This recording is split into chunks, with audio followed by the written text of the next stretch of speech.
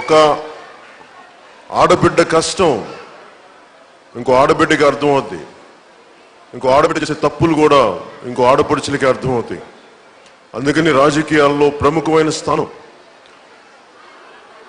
మూడొంతుల్లో కనీసం వంతు మూడో భాగం ఆడపడుచులు ఉండాలి చట్టసభల్లో అంటానికి.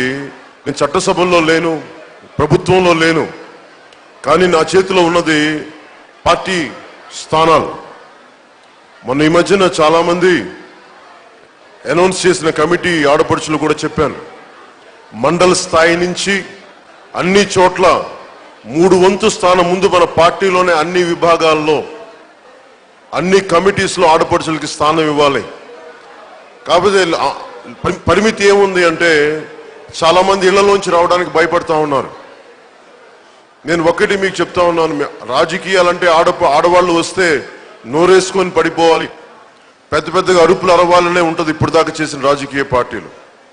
కానీ జనసేన పార్టీ ఆడపడుచులు కానీ జనసేన పార్టీ అక్క చెల్లెళ్ళు కానీ చాలా విఘ్నతతోటి అవసరమైతే ఒక ఝాన్సీ లక్ష్మి లాగా, అవసరమైతే ఒక మదర్ తెరిసా లాగా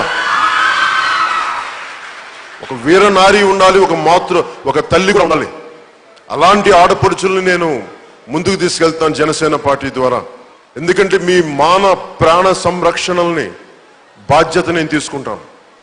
ఎందుకంటే చిన్న బిడ్డలకు కూడా ఈ రోజున పసిబిడ్డలను కూడా అన్యాయంగా చేసే పరిస్థితులు ఉన్నప్పుడు ప్రభుత్వాలు ఎందుకు స్పందించవంటే నాయకులు క్రిమినల్స్ ని వెనకేసుకొస్తే, పొలిటికల్ పార్టీస్ క్రిమినల్స్ ని రౌడీలు వెనకేసుకొస్తే ఇంక ప్రజలకు ఎక్కడ న్యాయం జరుగుద్ది. అందుకని ఒక బలమైన చట్టాలు కావాలంటే బలమైన వ్యక్తిత్వం ఉన్న నాయకులు ఉండాలి, బలమైన వ్యక్తిత్వం ఉన్న ఆడపడుచులు బయటికి రావాలి. అలాంటి ఆడపడుచుల్ని జనసేన సాధారణంగా పార్టీలోకి ఆహ్వానిస్తూ ఉంది. అలాగే రేఖ గారికి ఎందుకు వీర మహిళా విభాగానికి ఎందుకు ఆవిడ పెట్టానంటే నేను చాలా చూశాను. కర్నూలు నుంచి ఒక బలమైన నాయకుడు రావడానికి ఆలోచిస్తున్న సమయంలో తెగింపున్న ఒక వీర మహిళ కర్నూలు జిల్లా నుంచి వచ్చింది.